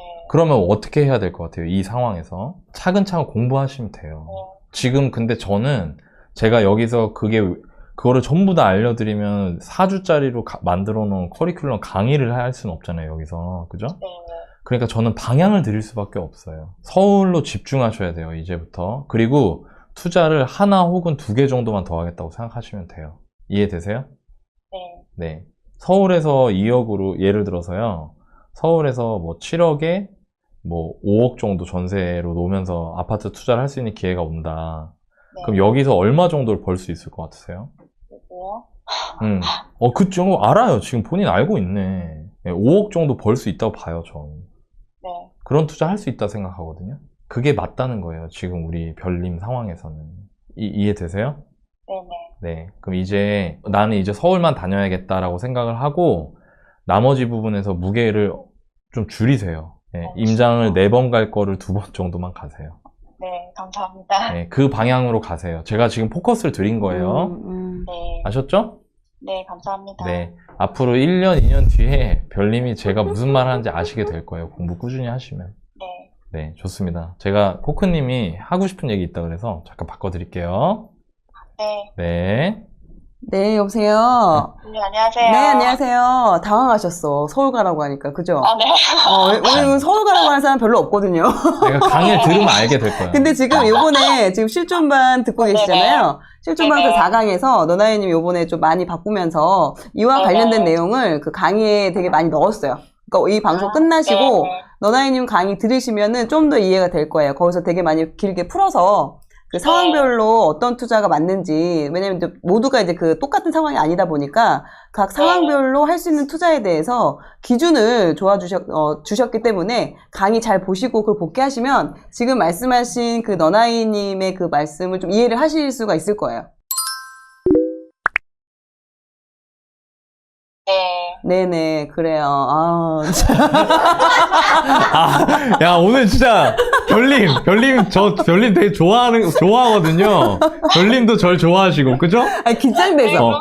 근데 왜 오해하는 거야, 사람들이. 오해하지 마. 우리 좋아한단 말이야, 서로. 네. 너무 이게 있어. 너무 멀게 느껴지고, 너무 이제 어렵다 보니까. 그래서. 너무 그런가 좋아가지고. 봐. 여러분 오해하지 마세요. 너무 좋으면 숨이 탁 막히거든. 나 별님 좋아하고요. 별님도 절 좋아해요. 맞아요. 네. 그나마 제가 이제 같은 이제 성별이라서 제가 이제 네. 편하고 그렇지. 이러니까 이제 저한테 이렇게 반응이 좀 더 좋은 거지. 아유, 왜 이렇게 나 좋아하는 거 티냈어. 아니요, 너나이님 굉장히 좋아하고 존경합니다. 네, 저도요, 저도. 저 오케이, 좋아합니다. 오케이. 알았어요. 네. 지금 보니까 또, 남편분과 또 사이도 엄청 좋으신 것 같아요. 저희한테 보내준 그 사연을 보니까, 뭐 아이에 대한 그런 애정도 크신데, 특히나 남편 배우자분에 대한 그 마음이 그 사연 안에서도 저희가 엄청 크다는 거를 저희가 느꼈어요. 네. 남편이 네. 좋은 사람이라서. 그러면 제가 보통 아이한테 어떤 엄마가 되고 싶냐고 그런 걸 물어보는데 제가 또 별님한테는 좀 다르게 물어볼게요. 남편분한테 어떤 아내가 되고 싶은지. 네. 제가 안 그래도 그 질문을 하실 것 같았어요. 진짜? 제가 사실 결혼할 때 남편한테 약속한 게 있거든요. 네. 제가 돕는 배필이 되겠다고. 지혜로운 아내가 되겠다고. 돕는 배필이 되겠다? 네. 지혜로운 아내가 되겠다고 이렇게 서약한 게 있어요. 그래서 오랫동안 남편 옆에 있고 싶고 제가 노력해서 그 남편의 노후가 편안했으면 좋겠습니다. 오늘 다 사랑꾼들만 전화하셨네. 네, 어떤 면이 별님이 결혼까지 그런 생각하게 마음을 되는지. 갖게 맞아. 했어요? 네. 그 남편은 그냥 장애만 있을 뿐 성품이 굉장히 좋아가지고 제가 이제 늘 의지하고 늘 고마운 면이 많아요. 네. 또 이런 모습들을 또 아이들은 자연스럽게 또 보면서 엄마 아빠의 그런 모습들을 보면서 자연스럽게 또 그런 가정교육이나 이런 게 또 되게 잘 될 것 같네요. 지켜주고 싶은 마음인 거죠? 그렇기도 하죠. 우리 서울 임장 다녀야겠네. 네, 서울 임장 다녀야겠어요. 네. 서울만 일주일에 4번 할 거 2번만 해서 서울만 가면 돼요. 난 그걸 말해주고 싶은 거예요. 네네. 네, 현실적으로 할 수 있는 걸. 알겠습니다. 그리고 네. 평소에 좀 손품을 많이 파세요. 지역 분석을 좀 미리 많이 해놔요. 그러면은 물론 이제 임장을 많이 가는 게 당연히 좋지만 여건상 그게 되지 않는다면 좀 그 손품하는 거 배웠죠? 2강에서 네, 임장하는 거 배우셨고 그거를 좀 평일날 할 수 있는 만큼을 좀 해놓고 그렇게 좀 미리 준비를 해놓고 임장을 가면 훨씬 더 시간 효율적으로 쓸 수 있고 더 많은 걸 볼 수 있거든요. 네, 알겠습니다. 감사합니다. 네, 네. 요거 물어보네. 꿈을 알고 싶어요. 네, 꿈이 뭔지. 우리 별님의 꿈. 제 꿈은 이제 건강한 몸과 마음으로 우리 가족이 이제 여행 다니면서 함께 오랫동안 사는 게 꿈이고요. 그리고 우리 가족도 그렇고 주변 사람들이 경제적인 문제로 꿈을 포기하는 일이 없도록 제가 지원해 줄 수 있었으면 좋겠어요. 좋습니다. 네, 서울 더 열심히 다녀야겠네. 꿈이 크니까 그에 맞는 네. 또 행동하셔야죠. 네, 감사합니다. 네, 서울 씩씩하게 다닐 수 있죠? 네, 다닐 수 있습니다. 좋습니다. 좋아요. 네, 좋아요. 오케이, 그래, 이런 반응 우리 기대했다고. 알겠습니다. 네, 그럼 이만 끊도록 하겠습니다. 네, 감사합니다. 별님 네, 힘내세요. 화이팅! 네. 네.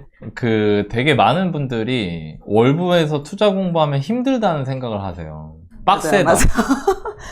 내가 얼마 전에 우리 저기 볼 맞아. 때 블라인드 블라인드 거기 직장인들 얘기하는 데서 월부에서 투자 공부해봤는데 진짜 도움이 많이 되는데 네, 좀 빡세다. 인정. 근데 사실 그렇거든요. 제가 이번에 드는 생각이 그거예요. 저는 아까 제가 말씀드린 것 같이 자기 상황에 맞는 목표에 맞는 인풋이 있어야 된다 생각해요. 내 상황에 맞는 목표와 그 목표에 걸맞는 인풋이 있으면 내가 처해진 상황에서 최선의 결과를 낼 수 있다고 생각하거든요. 그거를 알려드리고 싶고, 내가 만약에 예를 들어서 아이 셋을 키우면서 남편하고 지금 같이 이렇게 가정을 꾸리고 살면서 자차가 없이 지방에서 출퇴근을 하면서 그러면서 극한의 수익률을 위해서 내 모든 걸 갈아 넣으라고 한다. 자, 그러면 보세요, 여러분. 저는요, 여러분들은 그럴 수 있어요. 특히 여기 열정과 막 마음이 넘치시는 분들은 왜 못해? 할 수 있지라고 할 수 있어. 근데요, 제 빅데이터는요, 제 10년간의 경험, 제 주변에서 투자를 시도했다가 사라져간 수많은 투자 동료들, 옛 동료들 그 빅데이터를 보면 모두가 다 그렇게 할 수 있진 않을 때도 많더라고요, 솔직히. 그러면 저는 그런 고민을 하는 거예요. 그럼 그분들은 투자 못하나? 그럼 그분들은 수익을 낼 수 없나? 그분들은 빡세게 하지 않으니까 전부 다 0만 해야 되나? 그건 아니라는 거죠. 내가 남들이 100만큼 할 때 100을 가져가면 내가 내 상황상 50밖에 안 되면 50을 가져가면 되잖아요. 맞아요. 저는 그거를 보여드리고 싶은 거예요, 여러분들한테. 왜? 별님 상황 같은 분들이 너무 많아. 가진 돈은 1억 뿐이지만 이제는 전세 말고 내 집에 살고 싶습니다. 집값이 한창 오를 때 저는 오히려 그 돈으로 적금을 했습니다. 지금에서야 그때라도 살 걸 후회가 되네요. 2021년 몇 억씩 오른 집을 가진 사람들과 안전하게 돈을 지켰을 뿐인 우리 부부. 벼락 거지가 된 것 같아 마음이 조급해집니다. 사람 마음이 참 간사한 게요. 제가 집이 없으니 하락론자 영상만 눈에 띄더라고요. 앞으로 떨어질 일만 남았다. 이런 말들을 위안 삼으며 우리는 가장 싼 가격에 집을 살 수 있을 거라 생각했습니다. 결국에는 그렇게 흐지부지 2년이 흘러 어느새 2024년이 되었습니다. 더 이상 가만히 있을 수 없어 밖으로 나갔습니다. 제 집 주변부터 돌아다녔어요. 하지만 배우자가 좋다고 말하는 아파트와 제가 좋다고 말하는 아파트가 너무나도 다릅니다. 어떻게 하면 좋을까요? 저는 미래 가치를 우선으로 봅니다. 나중에 더 비싸게 팔 수 있는 아파트를 원해요. 하지만 배우자는 현재 가치를 우선으로 봅니다. 아이와 쭉 살 수 있는 환경을 중요시해요. 이럴 바에는 무조건 싸게 살 수 있는 공공분양을 들어갈까 생각해봤어요. 저희 부부가 유일하게 의견이 겹치는 건 무조건 싸게 사는 것, 이거 하나거든요. 회사 월급만으로 내 집 사는 건 정말 불가능한 걸까요? 회사 월급만으로 대한민국에서 부자 되는 거 불가능할까요? 보통 주변 사람들과 많이 비교하잖아요. 비슷한 시기에 결혼하면서 집 샀던 사람들과 달리 임대 아파트에서 시작한 우리 부부. 자기 집 갖고 시작하지 못한 게 이렇게나 격차를 벌릴 줄은 몰랐습니다. 우리 세 가족, 내 집에서 살아보고 싶습니다. 저희 부부, 내 집 마련해도 될까요? 구해줘 월부, 도와주세요. 지금 실거주하면서 투자 가치도 좋은 아파트를 사고 싶습니다. 지금 내 집 마련해도 괜찮은 시기, 그리고 가격일까요? 아니면 좀 더 공공분양을 기다려야 할까요? 서로 원하는 아파트 스타일이 다르다 보니 부딪힙니다. 어떻게 해야 될까요? 저는 미래가치, 인프라, 준신축, 아무래도 지방이니까 좀 연식이 쳐야 되지 않을까요? 그렇죠. 하지만 배우자는 현재 가치, 그리고 주변 환경, 구축이어도 상관없다. 이렇게 지금 나뉘고 있는 상태입니다. 육아 아빠님의 지금 가계부를 가져와 봤는데요. 부동산 주식 자산 합계가 8,400만 원 정도 지금 있고요. 전세를 지금 거주 중이시고요. 그리고 현금이 한 5,500, 그래서 두 개 합치면 1억 3천, 1억 한 4천 정도 활용을 할 수 있는 상황이고, 두 분이 맞벌이를 하시면서 현재 620만 원 정도 지금 소득이 있고, 지금 전세 대출이자 한 14만 원 정도, 그리고 고정지출, 변동지출 합치면 한 280만 원 정도 지금 총 쓰고 계시고요. 저축은 한 226만 원 정도 이렇게 지금 쓰고 있습니다. 알뜰하죠. 이 정도면 아이 한 명 키우면서 알뜰하게 지금 거지. 잘 살고 계십니다. 지금 사연 보내주신 분이 지금 대전에 살고 있으세요. 대전을 또 모르시는 분들을 위해서 그렇죠. 우리 유디님께서 또 대전으로 가봅니다. 네, 준비되셨나요? 아, 좋습니다. 네. 대전은 대한민국에서 중심부에 있고요. 그럼 딱 가운데네요. 맞아요. 5개의 구로 구성이 되어 있습니다. 대전에서는 중구와 동구가 구도심이에요. 동구에 대전역이 있습니다. 서구가 대전의 중심이에요. 둔산동이라고 있어요. 둔산동이 지도만 봐도 반듯반듯하죠. 그렇죠. 90년대에 들어온 택지예요. 택지가 뭐냐면 신도시처럼 계획도시라는 거예요. 자세히 보시면은 정부청사가 있습니다. 90년대로 한번 돌아가 보아요. 그래요, 보아요. 네. 네. 90년대 사람들이 대전의 중심에 신도시가 들어왔어요. 근데 뭐 정부청사, 시청, 굵직굵직한 공공기관이 같이 들어옵니다. 누구나 여기 살고 싶어 하겠죠. 이런 좋은 기관에 근무하시는 연봉이 좀 높으신 분들 다 이런 아파트에 살겠죠. 그러면 여기에 커뮤니티가 생깁니다. 학군이 생겨요. 대전이 지방도시에서 유일하게 직장, 학군, 환경, 교통이 모두 갖춰진 곳이에요. 그러니까 이런 곳이고요. 여기에서 여러분들이 대전은 몰라도 프로브 아파트가 이제 92년식 아파트인데 전용 84, 30평대 기준으로 가격이 10억 정도 합니다. 좀 위쪽으로 가보시면은 유성구가 있어요. 유성구에서 가장 여러분들이 아실 만한 랜드마크가 카이스트. 또 위쪽으로 가보시면은 대덕 연구단지가 있어요. 한국정자통신연구원, LG 생활공간, 연봉이 1억이 넘으세요. 1억이 연봉이. 넘죠. 네. 그런 분들이 어디 살겠나요? 주변에 살아요. 그렇죠. 네, 주변 아파트들 뭐 이런데 지도만 보면은 막 그렇게 막 좋아 뭐가 보이지 않아요. 좋아 보이지 않아요. 근데 가격이 10억이 넘습니다. 네. 여기는 이해할 수 있어요. 둔산동은. 그렇지. 딱 학군도 보기에도 좋고 좋으니까. 뭐 상권도 좋고 근데 여기는 산지에 매봉산 바로 뒤에 있고 여기 별거 없어요. 근데 대전에서 가장 비싼 아파트가 여기 있습니다. SK뷰. 네, 지방의 특징은 교통이나 뭐 상권 이런 것도 중요하지만 여기에 사는 사람들이 중요한 거예요. 저 스마트 시티는 좋아요. 여기는 좋죠. 저기 딱 옆에 봐도. 되게 좋고, 그리고 저기에 제가 이게 확실치는 않은데 야구 선수분들이 굉장히, 야구 선수들이 고연봉이잖아. 그렇죠, 그렇죠. 스타 플레이어들이. 저기 많이 살아요? 저기 많이 산대. 음. 신세계가 들어왔어요. 근데 제가 대전에 투자해놓은 게 있어서 그 주말에 계약서 쓰려고 어쩔 수 없이 제가 갔는데, 와, 여기 갔다가 계약서 쓰고 대전 한밭수목원 가가지고 한 바퀴 돌고 올라오면서 나 커피 한 잔 먹고 싶어갖고 구경이나 할 겸 해가지고 갔다 나 커피 못 사고 그냥 나왔잖아. 사람 많아서? 충청도 분들은 다 저기 가 있나봐요. 사람이 너무 많은 거야 주말에. 대전 신세계를 중심으로 해서 저 천 위쪽 부분은 약간 그들만의 리그 같은 느낌인 거고, 이 아래쪽 둔산동이나 월평동은 기존의 좀 중산층 이상 분들이 거주하시는 느낌이라고 해야 될까? 그런 느낌이라고 보시면 될 것 같아요. 서구와 유성구를 이제 대전 사람들이 이제 많이 좋아하시는데 여러분들이 이 관점도 하나 가지셨으면 좋겠어요. 제가 아까 중구가 구도심이라고 말씀드렸죠? 네네. 위치는 중구가 대전의 가운데 있어요. 이 아파트들을 보면은 중촌 SK뷰 아파트 25년 3월 예정. 야, 저 벌써 저렇게 됐네요. 대전 하늘채 스카이 24년 7월 예정. 또 옆에 25년 4월 연대가 예정. 다 들어오네요. 또 24년 같은 하늘채라. 11월 예정. 해링턴 플레이스 25년 4월 예정. 그게 무슨 말이냐? 여긴 구도심이지만 지금 신축 아파트들이 대거 들어설 예정이다. 2년 뒤에는 어떻게 될 예정이냐? 최근에 들어온 아파트를 한번 볼까요? 이렇게. 뒤는 안 좋아요. 근데 이런 지역들이 신축 아파트로 뒤덮인다는 겁니다. 저게 모이면 무섭지. 지금과 2년 뒤는 완전 다른 곳이 될 거다. 미래가 좀 좋아질 곳들 좀 위주로 보시면은 여러분들께 좀 자산적인 측면에서도 좀 도움이 될 거라고 저는 생각을 하고요. 제가 대전을 좀 가봤어요, 최근에. 신축 아파트들이 많이 들어오니까 기존 아파트, 기축 아파트 사시는 분들이 되게 두려움을 많이 가지고 있어요. 이거 신축 아파트 들어오면 가격 떨어지는 거 아니야? 더 떨어지는 거 아니야? 여기뿐만 아니라 좀 전반적으로 앞으로 신축 공급이 많거든요. 이런 시기가 여러분들께는 기회가 될 수 있습니다. 왜? 누구나 다 두려워하고 있으니까 저는 이렇게 생각을 합니다. 자, 그러면 지금 우리가 통화를 한번 해보도록 하겠습니다. 네, 안녕하세요. 저 권유디라고 합니다. 네, 안녕하세요. 38살이고요. 공무원 부부거든요. 공무원 임대 아파트에 거주 중이고 돌 안 된 아이가 하나 있는, 제가 전적으로 육아를 하고 있는 상황입니다. 육아하시느라 좀 힘들지 않으세요? 처음에는 많이 힘들었는데 지금은 네. 많이 적응이 돼서 행복합니다. 네. 분양을 할지 아니면 내 집 마련을 할지 좀 고민을 하고 계신데 지금 마음 상태는 어떤 방향으로 좀 기우셨어요? 분양이 사실상 정확한 날짜가 나온 것도 아니고 당첨 확률도 높은 건 아니라서 아무래도 집을 매수해서 하는 게 조금 네. 더. 네네, 좋아요. 근데 혹시 아이가 어리니까 신생아 특례대출이 가능하다는 것도 알고 계셨나요? 예, 그것 때문에 지금 더 적극적으로 매수할 생각이 있는 거예요. 네네. 그 가격대 상단을 얼마 정도 보고 계셨어요? 6억이요. 6억대요.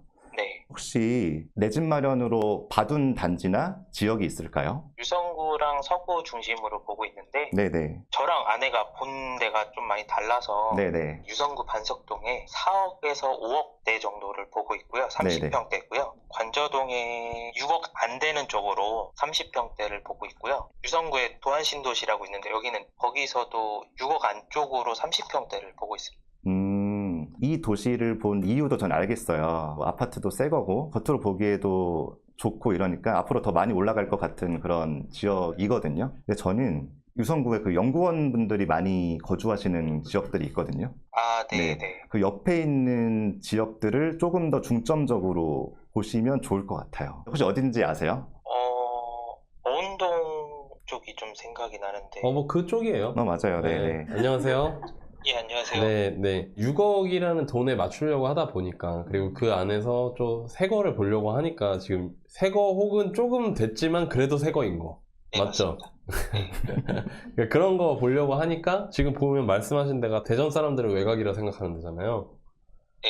근데 이거보다 좀 안쪽을 보시는 게 그래도 낫지 않을까. 근데 거기는 6억이 좀 넘을 수도 있어요. 훌쩍 넘는 건 아니에요. 그러면은 한 3, 4천 정도 더 비싸더라도 이왕이면은 좀 더 좋은 거. 특히 왜냐면 원래는 3, 4천 차이가 아니에요, 얘네들이. 원래는 막 1억씩 차이 나던 애들이거든요. 근데 이게 대전이 지금 하락장에 한창이니까 그러면은 당연히 원래는 아파트 값이 비싸고 올라가는 시기에는 내가 추가적으로 비용을 1억을 더 줘야지 이 단지를 살 수 있는데 지금은 뭐 그 아파트들 어디 가거나 뭐 분칠을 한 것도 아니잖아요. 똑같은 아파트인데 지금은 3, 4천 차이면 갈 수 있는 거잖아요. 그러면은 당연히 좋은 데 가는 게 낫지 않을까요?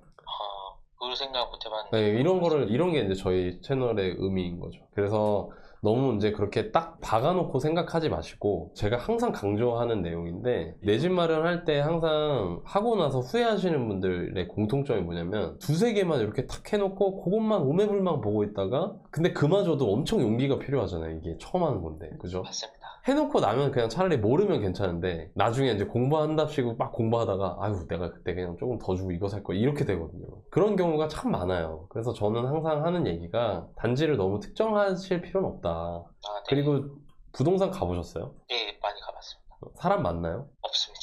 얼마나 좋은 거예요. 2년 3년 전부터 관심 가졌다고 하셨잖아요. 그때 부동산 가보셨어요? 한참 올라갈 때. 그때는 안 가봤어요. 그때는 안 가보셨어요? 네. 그럼 한참 올라갈 때 부동산이 어떤 모습인지 잘 모르시겠군요. 네. 네, 그 신발을 못 찾을 정도예요. 아, 집 보고 나올 때 너무 많이 사람들이 집을 보고 있어서 내 신발을 막 사람들이 발로 차가지고 신발 찾기가 힘들 지경이라니까요. 그때가 가봐야 지금이 참 집 사기 좋은 시기였구나를 안다고요, 사람들이. 그래서 지금은 나쁘지 않은 시기니까 아파트 단지 얘기하신 데가 제가 괜찮으면 모르겠는데 다 대전 외곽이에요. 도안도 6억 안쪽이면은 뭐 그 아래쪽이잖아요. 네, 맞아요. 그죠? 그 3개, 4개 단지 쭈르륵 있는데. 네, 맞습니다. 예, 거기랑 반석동도 이 세종 가는 길 거의 대전 끄트머리고. 네, 맞아요. 예, 굳이 왜 그렇게 천장을 쳐요? 지금은 시기적으로 나쁘지 않다. 너무 정하지 마세요. 다만 집을 사실 때 뭐 타이밍이나 이런 게 고민이 되신다면 네. 아까 유디님이 얘기해 준 부분이 저는 되게 좋다고 생각하거든요. 계속 지켜보다가 바닥 잡는다는 생각은 일단 버리셔야 되고요. 그건 못해요. 그건 운이 좋아야 되는 거고요. 이 정도 가격대면은 우리 살 수 있고 충분히 부담이 되니까 그냥 살까? 하고 사시면 좋고, 그래도 나는 불안하다라고 하면 좀 지켜보다가 만약에 오르는 것 같다 싶으면 그때라도 매수하시는 게 낫지 않을까 싶고요. 그리고 네. 저희가 말씀드린 그런 뭐 연구원분들 사시는데 그 위쪽 상급지 이런 데 말고라도 아까 유디님이 지역 분석에서 얘기해준 그 구도심 쪽에 재개발 되는 데 있잖아요. 예, 알고 있습니다. 거기가 왜 그러냐면 사실 환경이 막 네. 전신주 막 있고 그러니까 젊은 애기 엄마 아빠들이 별로 안 좋아하는 건 있어요. 근데 그거는 단지가 하나 들어올 때 그런 거예요. 도시 정비가 대규모로 되면서 단지가 여러 개가 묶여서 새 아파트로 바뀐다. 그러니까 이런 거를 흔히 말하는 천지개벽이라고 하잖아요. 그런 데가 또 굉장히 좋아집니다. 왜냐면 위치 자체는 나쁘지가 않거든요. 환경이 안 좋아서 사람들이 기피하던 거잖아요. 근데 거기가 새 아파트 막 5천, 6천 세대로 싹 다 갈려버리면 그러면 거기에 젊은 사람들이 들어와요. 그럼 그 사람들이 필요로 하는 것들이 생겨요, 주변에. 그러면 어떻게 되냐면 사람들이 뭐라 하냐면 여기 참 살기 좋다 이렇게 말해요. 서울의 마포구 들어봤어요? 네, 알고 있습니다. 마포 쪽에 방문해 보신 적이 있어요? 방문은 해봤는데 그런 지나가는 정도. 그런 건 아니었죠. 서울 마포가 딱 그런 거였거든요. 위치는 참 좋은데 환경이 너무 안 좋았어요, 옛날에. 그래서 서울보다 훨씬 외곽에 있던 일산 이런 데보다도 집값이 쌌었어요. 근데 지금은 뭐 마용성 하잖아요. 그 정도로 서울에 이제 2등이 됐으니까 그런 부분이 있을 수 있기 때문에 그런 것까지 고려해서 골고루 모든 아파트를 찾아보고 가보고 마음에 드는 데를 골라서 사야겠다, 이런 마인드를 갖고 접근하시면 어떨까? 될까요? 정리가 됐나요? 예, 사실 그 말씀하신 그 구도심 쪽을 네. 입장을 한 3-4번 갔던 곳이거든요. 아, 네네. 거기도 사실 리스트에 처음에는 있었는데 네. 미래에 어떻게 될 거라는 생각보다는 지금 당장 이제 조금 걸려서 네. 나중에 제외를 시킨 거거든요. 아, 그러면은 또 아까 말씀드린 6억대인 새 아파트들이 네. 있는 곳, 대전 사람들이 좋아하는데 원래부터 그런 쪽을 찾아보셔도 괜찮죠. 갑천 위쪽 이런데 거긴 좋아하잖아요. 그쵸. 거긴 마음에 드시잖아요. 뭐 비쌀 거라 생각을 아예 아예 제끼셨지만. 본 적도 없는 그죠. 곳이긴 한데. 예. 그러니까 이게 이제 결국에 선택지의 차이고요. 제가 마지막으로 이것만 말씀드리면 육아 아빠님 요즘에 제일 쇼핑 많이 하시는 게 뭐예요? 육아 하시니까? 아이 관련 용품 많이 사요. 아이 관련 용품 어떤 거 사십니까? 기저귀요. 기저귀죠. 네. 기저귀 그냥 사요? 아니요, 최대한 싼 거 많이 찾아보고 그거 다 찾아보죠. 그런 편입니다. 근데 아파트는 왜 안 찾아봐요? 아파트가 제일 비싼 건데. 그렇네요. 그러니까 좀 더 찾아보시면 답이 나올 것 같습니다. 네, 알겠습니다. 네. 저 혹시 궁금하신 게 있으세요? 집을 보다가도 저층이 아무래도 좀 싸게 나오잖아요. 네. 근데 와이프는 저층이어도 좀 상관이 없는 편이라서 매수 직전까지 갔던 게 있었는데 주변에서 저층은 절대 하지 말라는 의견이 많아서 결국은 안 샀거든요. 저층도 혹시 크게 상관이 없을지 묻고 싶습니다. 지금 본인이 저층을 살지 말지 망설이고 있죠. 저층은 조금 주변 의견 듣고는 안 하면 좋겠다는 편입니다. 그러니까요. 그러니까 주변에서도 그렇고 본인도 그 얘기를 들으니까 그런 것 같죠. 네네. 그러면 나중에 본인이 그 저층을 사서 팔려고 내놓았을 때 그 집을 살까 말까 고민하는 사람들도 그런 생각을 하지 않을까요? 그쵸. 그럼 답이 나온 거죠. 네네. 그러니까 역지사지인 거예요. 부동산이라는 게 철저하게 사람 간의 거래이기 때문에 네. 내가 좋으면 남도 좋고요. 내가 싫으면 남도 싫고요. 이게 나하고 비슷한 사람들끼리 거래하는 거거든요. 네네. 근데 제일 현실에서 괴리를 갖고 올바른 의사결정을 못하는 사람들의 특징이 뭐냐면 나는 좋아하면서 그걸 상대방이 싸게 팔아야 된다고 말하는 거예요. 맞습니다. 그러니까 그게 안 좁혀지는, 그러니까 결단을 못 내리고 못 좁히는 거예요, 그걸. 네. 내가 이 집을 사서 물건을 내놓는다고 하면 과연 이걸 살 사람이 어떤 부분에서 망설일까를 고려하시면 좀 더 좋은 결정을 하실 수 있지 않을까. 그런 결정을 하기에 지금 너무 유리한 상황인 거죠. 왜? 물건은 쌓여있고 가격은 떨어졌고 굳이 저층 말고 중간 이상층 로얄층들도 가면은 볼 수 있는 집들이 세고 셌잖아요. 그러니까 됐을까요? 예. 여보세요? 네, 안녕하세요. 네, 안녕하세요. 하나 조금 더 이렇게 얘기를 드리고 싶은 게, 그러니까 이거 선택사항일 수 있어요. 추후에 이제 두 분이 말씀하신 어떠한 단지를, 괜찮은 단지를 매수를 했다고 쳤을 때, 그러면 이제 거기에서 평생을 사실 건 아니잖아요. 네. 그쵸. 그럼 그 다음 플랜은 상급지로 좀 더 좋은 데로, 아니면 좀 더 연식이 좋은 데로 갈아타기를 한다던가, 그런 방법도 있는데, 여기에서 나는 조금 더 좀 적극적으로 자산을 좀 불리고 싶다, 이런 부분이 있다라고 하면은 저는 2주택 전략으로 또 한번 생각해 보실 수 있다고 들어요. 어떤 의미냐? 매수를 했는데 어느 정도 차익이 났어요. 매도를 하고 적당한 실거주를 한 채를 사시고요. 적당한 실거주라는 게 뭐냐? 자, 그러면 예를 들어서 인프라 환경이 좋은 뭐 둔산동이 될 수도 있고요. 노원지구가 될 수도 있고요. 이런 구축 같은 경우는 좀 더 상대적으로 가격대가 많이 좀 저렴하죠.